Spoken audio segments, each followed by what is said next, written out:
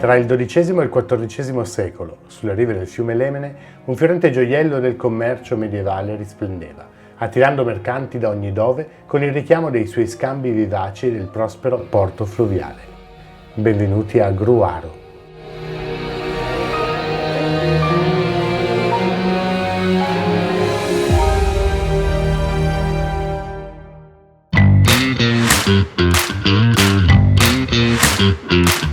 Questa attività nasce nel 1886, si chiama Luce Viva, è un'attività nata da un'idea di mio padre che veniva da un campo similare, però poi si è messo a commercializzare articoli di illuminazione e adesso ne abbiamo 38 anni.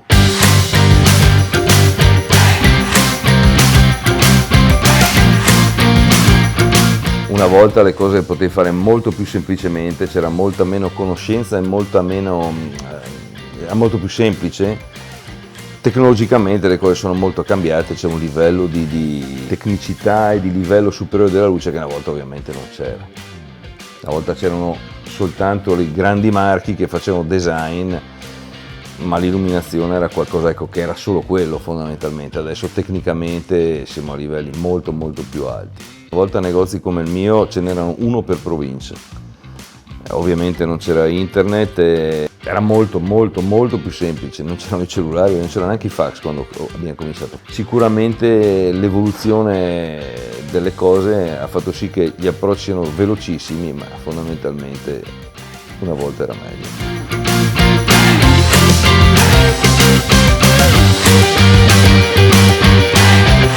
A 50 anni non sapremo nemmeno che società ci sarà, visto quello che sta accadendo in questo anno, in questi anni, che è qualcosa di veramente molto triste. Quindi dire come sarà un'attività di adesso tra 50 anni è praticamente impossibile. La qualità delle cose e delle persone facciano sempre la differenza. Oscar Wilde dice che il vero valore non è nel prezzo ma nelle persone.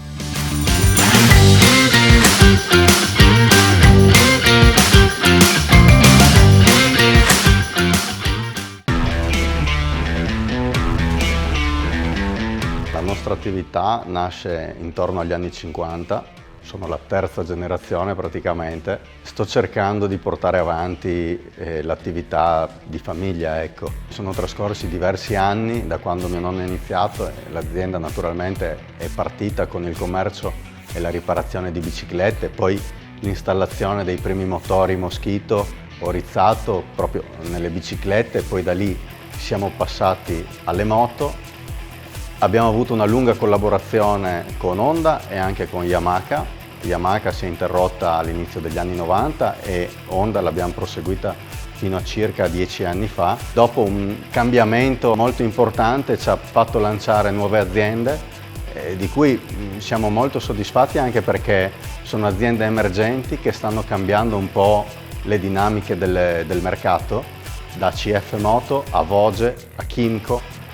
Abbiamo anche delle aziende di veicoli elettrici, senza dimenticare la più italiana Fantic che è rinata. Dalle bici alle moto, agli scooter e adesso siamo arrivati anche all'elettrico.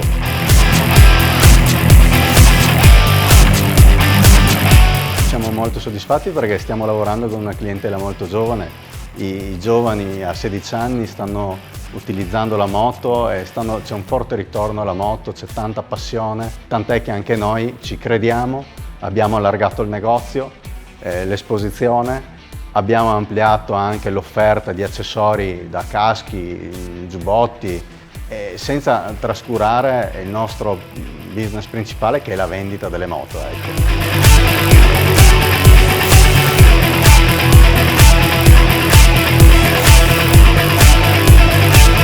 Tra 50 anni io sicuramente mi vedo in pensione, però l'ottimismo e voglia di moto ce ne sarà sempre, perché a differenza di altri settori magari la moto è una passione. Le passioni possono cambiare le esigenze nel corso degli anni, ma le passioni restano. Se una persona ha una cosa nel sangue può restare senza un anno, 2 anni, 10, 20, ma prima o poi torna. È dura fare programmi, però la passione aiuta ad andare avanti e sono sicuro che fra 50 anni si andrà ancora in mondo.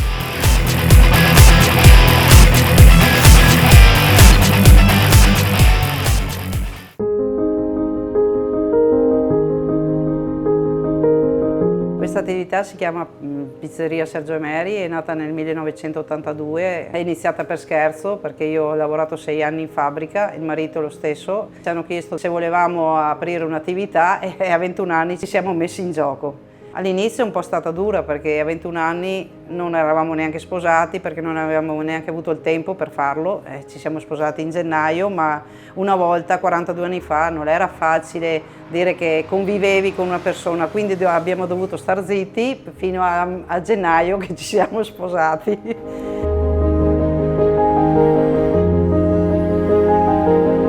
All'inizio, 21 anni tutti e due, la gente pensava che qua se morisse da fame ne portava il mangiare alla sera, anche a mezzogiorno, perché così sono stati veramente molto carini. Noi possiamo solo che ringraziare questo paese, per noi è stato veramente tutti papà e mamma.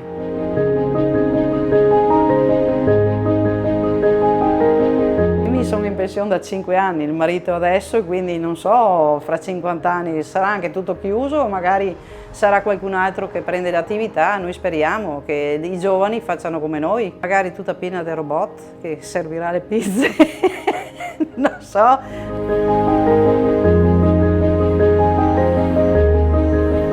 La cosa fondamentale è umiltà e sacrificio.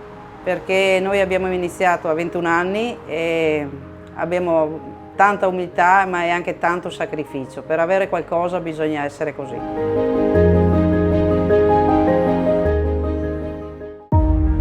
Gruaro ci insegna che, a prescindere dall'evoluzione tecnologica, la qualità delle cose e delle persone fanno sempre la differenza. Che ci sono passioni che scorrono nel sangue, al di là di quanto le coltivi e le vivi, torneranno a bussare alla tua porta. Che ci sono comunità che ti accolgono e sostengono indipendentemente da chi tu sia, se in te percepiscono determinazione, coraggio e tanta umiltà.